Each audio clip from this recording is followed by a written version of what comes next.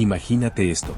210 soldados a caballo avanzan bajo un sol despiadado por las colinas de Montana. Del otro lado, 1800 guerreros los esperan. En menos de una hora, ninguno de esos soldados quedará con vida. Ni uno solo. Pero lo que verdaderamente eriza la piel no es cómo murieron. Es lo que ocurrió después de que se apagó el último disparo. Lo que pasó en esas colinas empapadas de sangre un 25 de junio de 1876 cambió el rumbo de toda una civilización. Y lo más inquietante es que casi todo lo que te han contado sobre esa batalla es mentira. Si este tipo de historias te atrapa, si quieres conocer la verdad detrás de los eventos que transformaron el mundo, suscríbete ahora mismo y activa la campanita. Así no te vas a perder ninguna de estas revelaciones. Créeme, lo que viene en este video te va a dejar sin palabras. Ahora, déjame llevarte al corazón de esa masacre. 90 grados de temperatura. 268 estadounidenses muertos en menos de 2 horas. Un campo de batalla que no se parecía en nada a las pinturas heroicas que llenaron los periódicos después. Porque aquí no hubo heroísmo. Hubo pánico. Hubo hombres corriendo, suplicando, escondiéndose en barrancos. Algunos fueron encontrados en grupos pequeños, habiéndose disparado entre ellos antes de enfrentar lo que venía. Los cuerpos no estaban en filas ordenadas con los rifles en alto. Estaban desperdigados a lo largo de kilómetros, porque esos soldados no hicieron una última resistencia. Huyeron.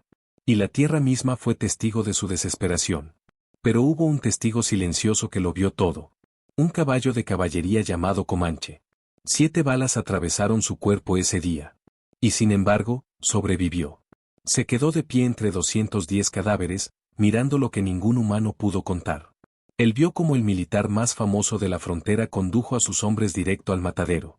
Vio el instante exacto en que la disciplina se desmoronó y el terror tomó el control. Y sobrevivió a lo que nadie más pudo. Para entender cómo 210 soldados de élite terminaron así, hay que retroceder 3 meses. Al momento en que el gobierno decidió que el oro de las colinas negras valía más que cualquier tratado firmado. En 1868 se firmó un acuerdo que prometía esas tierras sagradas a los Lakota para siempre. Pero para siempre duró apenas 6 años. En 1874, una expedición militar confirmó la presencia de oro en esas colinas. En menos de 2 años, 15.000 mineros invadieron el territorio. El gobierno ofreció comprar la tierra. Las tribus se negaron. Y Washington eligió otra solución. La fuerza militar. Aquí es donde entra el protagonista de esta tragedia. Un hombre que se graduó último en su clase de la Academia Militar, pero que a los 23 años ya era el general más joven de la Guerra Civil. Para 1876 había sido degradado a teniente coronel y comandaba el 7º de caballería. Su cabello largo y sus chaquetas de cuero lo habían convertido en una celebridad de la frontera. Pero sus propios hombres lo conocían de otra manera. Castigaba a soldados por faltas menores. Abandonó una campaña para visitar a su esposa. Ordenó fusilar desertores sin juicio. Era un hombre de ego desmedido y ambición ciega. Del otro lado estaban 2 figuras extraordinarias. Un líder espiritual de 45 años cuyas visiones habían unido a tribus dispersas. Lo llamaban lento por su forma pausada de actuar, pero sus profecías jamás habían fallado. Esa primavera tuvo una visión, soldados cayendo del cielo sobre el campamento como langostas. Y junto a él, un genio militar que nunca fue fotografiado, nunca firmó un tratado, nunca perdió una batalla. Sus tácticas de señuelo ya habían enviado a 80 soldados a la muerte años antes. Ahora, 25.000 nativos se habían reunido a lo largo del río. La concentración más grande de tribus de las llanuras jamás registrada. El plan del ejército parecía infalible. 3 columnas convergerían como un puño cerrándose. 2.500 soldados con artillería, ametralladoras y trenes de suministros. Pero este ejército industrial enfrentaba algo que no comprendía. La Confederación Nativa no era un objetivo fijo. Era una fuerza fluida que podía dispersarse y reagruparse a voluntad. Los guerreros portaban rifles de repetición mientras muchos soldados aún usaban armas de un solo tiro. Y las tribus conocían cada colina, cada fuente de agua, cada ruta de escape en su propia tierra. Entonces ocurrió algo que desafió toda lógica militar. 8 días antes de la batalla final, una de las 3 columnas fue detenida en combate. Tras 6 horas de enfrentamiento, se retiró a reabastecerse. Y no envió ningún mensaje a las otras fuerzas. El puño que debía cerrarse ya tenía un dedo roto. Pero nadie lo sabía. Los exploradores nativos que acompañaban a la caballería intentaron advertir lo que venían. Las huellas del camino mostraban más marcas de postes de tienda que nadie había visto jamás. Demasiadas. 24 exploradores de 3 tribus distintas dijeron exactamente lo mismo: retrocedan. Pero el comandante tenía razones para su confianza. Toda su carrera demostraba que la acción agresiva funcionaba. Golpea rápido, golpea fuerte, y los nativos huirán. Ese era su patrón. Y ese patrón lo mataría. La noche del 24 de junio trajo la primera grieta. Los soldados encontraron un campamento abandonado con equipo de caballería. Comenzaron a saquear. Los oficiales lucharon por restaurar el orden. Un periodista que viajaba con la columna anotó que los hombres parecían nerviosos, algo inusual en ellos. El plan original era descansar y atacar al amanecer del 26. Pero esa noche los exploradores reportaron que guerreros habían descubierto su posición. Si esperaban, el campamento podría dispersarse. Se ordenó marcha nocturna. 600 hombres exhaustos y sus caballos avanzaron a tientas en la oscuridad. Nadie durmió. Los caballos no tuvieron agua. A las 3 de la madrugada cruzaron la divisoria entre los dos valles. Al amanecer, desde un punto elevado, los exploradores vieron el humo del valle a 25 kilómetros de distancia. La magnitud de lo que les esperaba finalmente penetró incluso la confianza del comandante. Un explorador que conocía ese territorio mejor que cualquier hombre blanco habló sin rodeos: si ataca ese campamento, usted y todos sus hombres morirán. La respuesta del comandante lo reveló todo: supongo que eres un cobarde. El explorador respondió: iré donde usted vaya. Pero los dos estaremos muertos. Al mediodía del 25 de junio, bajo un sol brutal, el comandante dividió sus fuerzas. 125 hombres hacia los acantilados del sur. 140 a cruzar el río y cargar contra el extremo sur del campamento. Y él se quedó con 210 hombres, marchando hacia el norte. Un tren de municiones quedó atrás con escolta. 700 hombres de combate se convirtieron en 4 fuerzas separadas, incapaces de apoyarse entre sí, avanzando hacia un enemigo que lo superaba casi 3-1. Pero lo que el comandante no sabía era decisivo. El campamento no estaba huyendo. Los guerreros se pintaban para la batalla, revisaban sus armas, atrapaban sus mejores caballos de guerra. Las mujeres aseguraban a los niños y empacaban objetos de valor, no para huir, sino para liberar a sus hombres para el combate. A las 2 de la tarde, el primer batallón cruzó el río. El agua apenas llegaba a las rodillas de los caballos. Adelante se extendía el valle abierto. Se formó línea de batalla. 112 hombres contra la bruma. Se ordenó la carga. Los caballos avanzaron al galope, la tierra tembló, el polvo se levantó. Pero después de 1,5 kilómetros, guerreros aparecieron como fantasmas desde las hondonadas. No huían. Avanzaban. Cientos de ellos disparando desde sus caballos. Y cada segundo salían más del campamento. Se ordenó desmontar y formar línea de tiradores. Tácticas de manual. Excepto que estaban superados 10-1 en terreno abierto sin cobertura. Los guerreros envolvieron ambos flancos como agua rodeando una piedra. Rifles de repetición contra armas de un solo tiro. Movilidad contra posiciones fijas. Conocimiento del terreno contra extranjeros en tierra ajena. La línea colapsó en 30 minutos. La retirada se convirtió en desbandada. El cruce del río se transformó en campo de exterminio. Soldados atrapados en el lodo eran blancos fáciles. De 140 hombres, 40 cayeron muertos, heridos o desaparecidos en una hora. Mientras tanto, el comandante principal descubrió desde los acantilados la verdadera dimensión del campamento. Y era demasiado tarde para retroceder. El campamento se extendía más allá de lo que alcanzaba la vista. Los guerreros salían como abejas furiosas de una colmena golpeada. Lo que siguió fue una destrucción progresiva. No una última resistencia heroica, sino un colapso unidad por unidad. Los guerreros no cargaron en masa. Se infiltraron en grupos pequeños usando cada barranco, cada pliegue del terreno. Sus rifles de repetición disparaban 16 tiros sin recargar. Los soldados con armas de un tiro no podían igualar ese volumen de fuego. Y entonces algo aún más aterrador ocurrió: los mecanismos de las carabinas comenzaron a trabarse. El calor expandía los casquillos de cobre y los atascaba.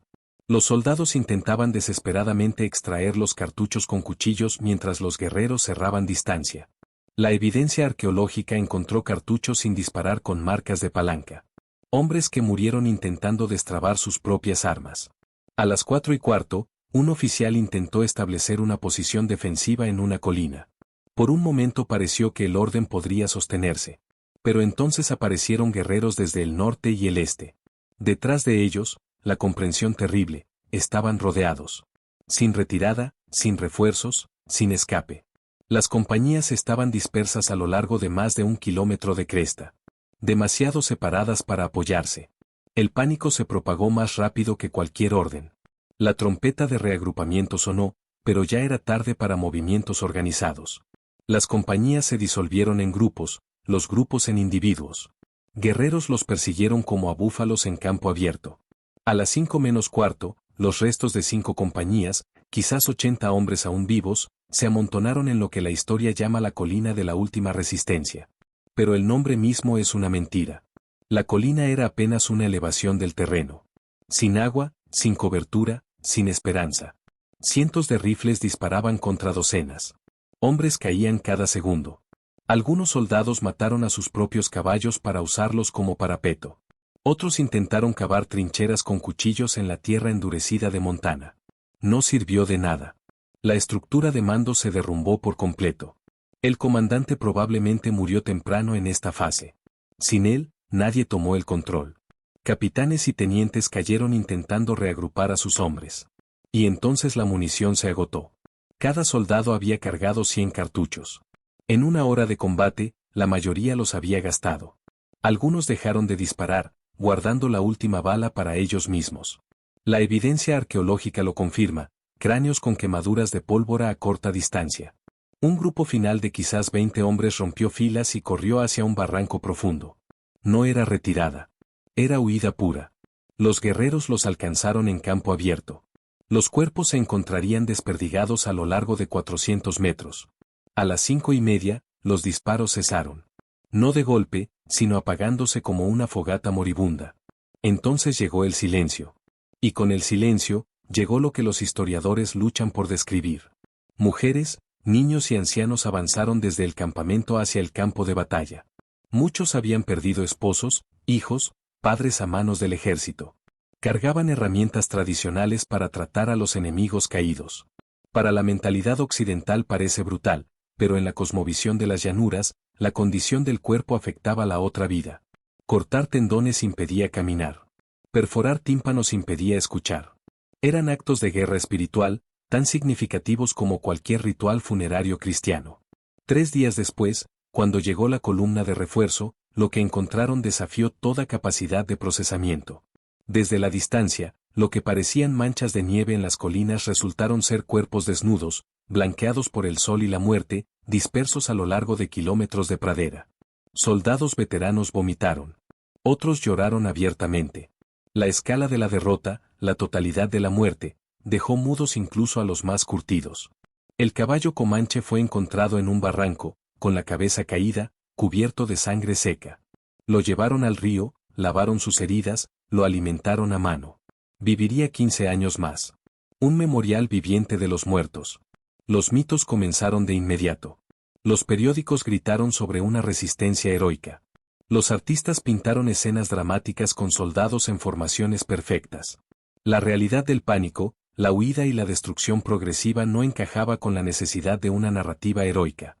Dentro de un año, la mayoría de las tribus fueron forzadas a las reservaciones. El líder espiritual huyó a Canadá, regresando para rendirse años después. El genio militar se entregó solo para ser asesinado con una bayoneta mientras supuestamente resistía el arresto. La victoria en esa batalla selló el destino de su pueblo. El país jamás toleraría semejante desafío de nuevo. Esto no fue civilización contra barbarie. Fueron 2 visiones del mundo incompatibles colisionando en una ladera de Montana. Los guerreros pelearon por su tierra, su forma de vida, su existencia misma. Y ganaron con tácticas superiores, mejores armas y conocimiento del terreno. Los soldados perdieron por la arrogancia de un comandante que dividió sus fuerzas y subestimó a su enemigo. 210 hombres no murieron como héroes. Murieron como seres humanos aterrados y solos, abandonados por el sistema táctico que debía protegerlos. Murieron porque su comandante creyó en el mito de la cobardía nativa. Murieron porque un gobierno quiso oro más que honrar tratados. Murieron como peones en un juego más grande de conquista y resistencia. Hoy, ese campo de batalla es un monumento nacional. Marcadores señalan dónde cayó cada soldado, dispersos a lo largo de kilómetros de pradera. El viento sigue soplando por los mismos barrancos donde hombres buscaron refugio y encontraron la muerte. Los visitantes llegan buscando el mito y encuentran algo mucho más complejo, una historia de fracaso humano, choque cultural y el precio terrible de la arrogancia enfrentándose a la desesperación. Si esta historia te sacudió, si te hizo ver la historia con otros ojos, dale like a este video. Y si quieres seguir descubriendo las verdades ocultas detrás de los eventos que cambiaron el mundo, suscríbete al canal. Cada semana traemos historias que los libros no se atreven a contar. Nos vemos en el próximo video.